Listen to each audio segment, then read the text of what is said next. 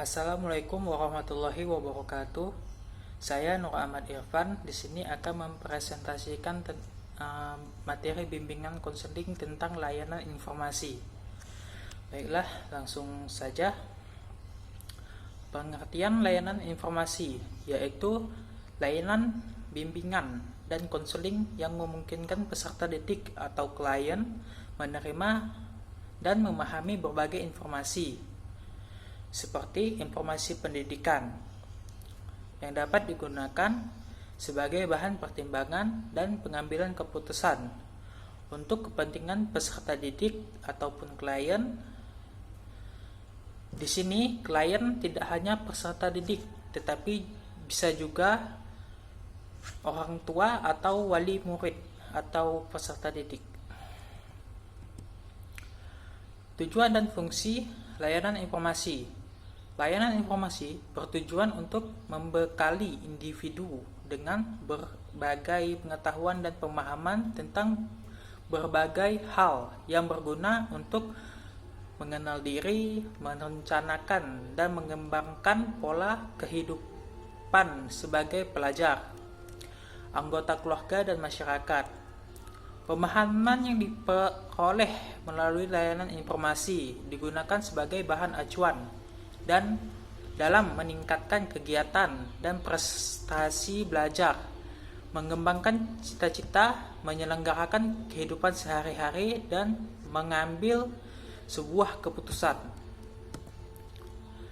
Materi umum layanan informasi ada 5, yaitu 1. Informasi pengembangan pribadi, 2. Informasi kurikulum dan proses belajar mengajar, 3. Informasi jabatan, 4. Informasi kehidupan keluarga, sosial, kemasyarakatan, keberagaman, dan sosial budaya, lalu lingkungan.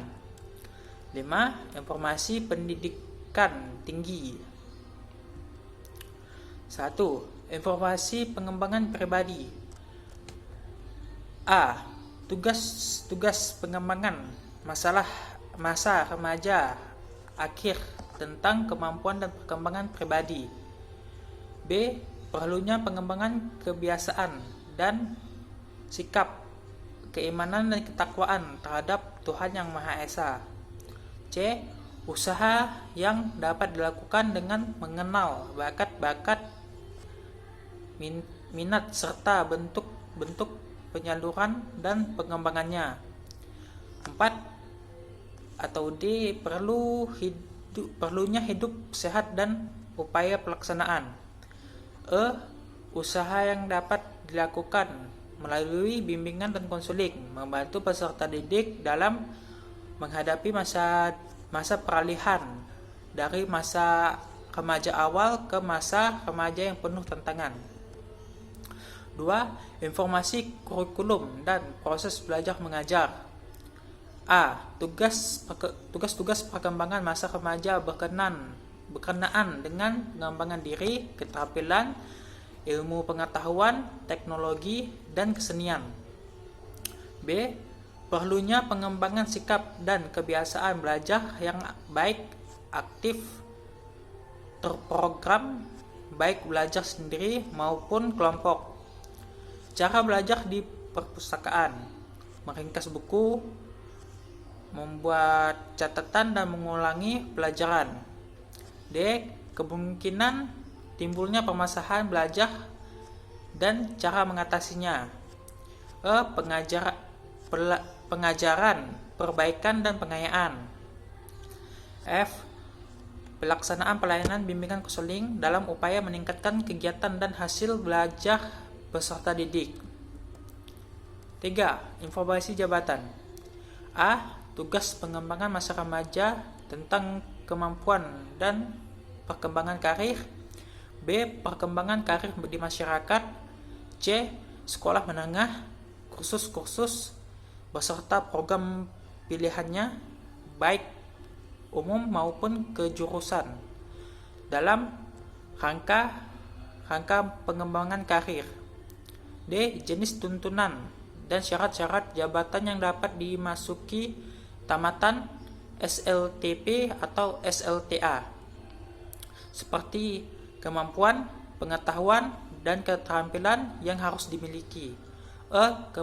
Kemungkinan permasalahan yang muncul dalam pilihan pekerjaan atau karir dan tuntunan pendidikan yang lebih tinggi.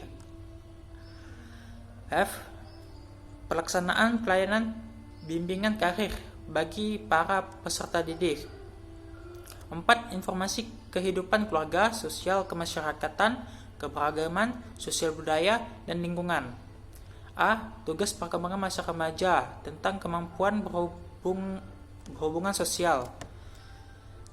B. Cara bertingkah laku, tata krama, sopan santun, dan disiplin.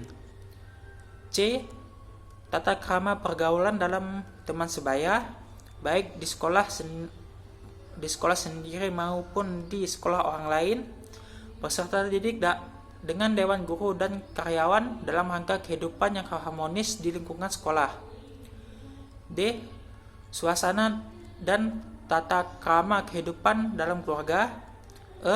Nilai-nilai sosial, agama, adat istiadat, kebiasaan, dan tata krama bertingkah laku di lingkungan masyarakat. Penyelenggaraan layanan informasi. Layanan informasi dapat diselenggarakan melalui ceramah, tanya jawab, diskusi yang dilengkapi dengan peragaan, selebaran, tayangan foto, film ataupun video. Kunjungan ke perusahaan.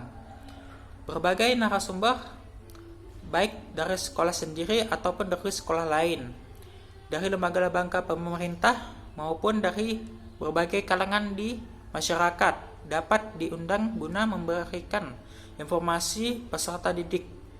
Namun perlu diingat bahwa semua kegiatan hendaknya direncanakan secara matang. Layanan informasi dapat dilaksanakan secara individu, klasikan dan ataupun diselenggarakan secara umum. Dapat juga diberikan secara lisan ataupun seperti jurnal, majalah ataupun pamflet. Instrumen evaluasi layanan informasi. Layanan dalam mengevaluasi pelaksanaan layanan informasi menggunakan teknik wawancara. Wawancara adalah suatu proses memperoleh informasi dengan cara melakukan tanya jawab secara langsung antara peneliti dan responden ataupun pihak yang terkait. Teknik ini digunakan untuk mencari informasi tentang sejauh mana layanan informasi telah dilaksanakan pada suatu sekolah dengan cara wawancara langsung dengan konselor sekolah di sekolah tersebut. Sekian presentasi dari saya. Terima kasih. Assalamualaikum warahmatullahi wabarakatuh.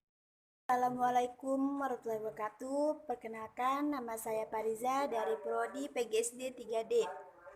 Baiklah, di sini saya akan presentasi tentang layanan informasi, di mana secara umum layanan informasi yaitu bersama dengan layanan orientasi bermaksud memberikan pemahaman kepada individu-individu yang berkepentingan tentang berbagai hal yang diperlukan untuk menjalani suatu tugas atau kegiatan atau untuk menentukan arah suatu tujuan atau rencana yang dikehendaki. Ada 3 alasan mengapa pemberian informasi perlu diselenggarakan. Pertama, membekali individu dengan berbagai pengetahuan lingkungan yang diperlukan untuk memecahkan masalah yang dihadapi berkenaan dengan lingkungan sekitar, pendidikan, jabatan, maupun sosial budaya. Kedua, memungkinkan individu dapat menentukan arah hidupnya, kemana dia ingin pergi. Ketiga, setiap individu adalah unik. Jenis-jenis informasi ada juga 3. Yang A, informasi pendidikan. Dalam bidang pendidikan, banyak individu yang bersatu siswa atau calon siswa yang dihadapkan pada kemungkinan timbulnya masalah atau kesulitan.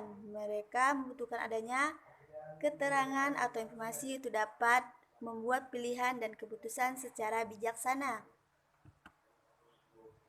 B. Informasi jabatan.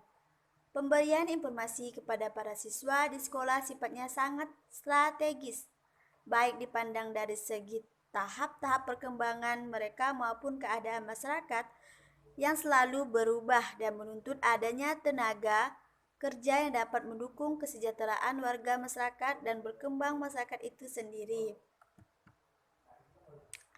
C. Informasi sosial budaya. Masyarakat Indonesia dikatakan juga masyarakat yang majemuk karena berasal dari berbagai suku bangsa, agama, dan adat istiadat, serta kebiasaan yang berbeda. Perbedaan-perbedaan ini sering pula membawa perbedaan dalam pola dan sikap hidup sehari-hari. 2. Metode layanan informasi di sekolah. Pemberian informasi kepada siswa dapat dilakukan dengan berbagai cara, seperti metode ceramah, diskusi panel, wawancara, kari wisata, alat-alat peraga, dan alat bantu lainnya, buku panduan, kegiatan sanggar karir, sosial drama. 3. Layanan informasi di luar sekolah. Sebagaimana layanan orientasi, layanan informasi juga banyak diperlukan oleh warga masyarakat di luar sekolah. Jenis-jenis informasi yang diperlukan itu pada dasarnya sejalan dengan informasi yang diuraikan di atas, yaitu informasi berkenaan dengan penghidupan yang lebih luas, yaitu penghidupan beragama, berkeluarga, bekerja, bermasyarakat, dan bernegara dapat merupakan kebutuhan banyak warga masyarakat. Rincian berbagai informasi itu agaknya tidak terbatas, lalu dapat berubah sesuai dengan perubahan dan perkembangan masyarakat. Baiklah, sekian dari presentasi saya. Kurang lebihnya saya mohon maaf. Wassalamualaikum warahmatullahi wabarakatuh.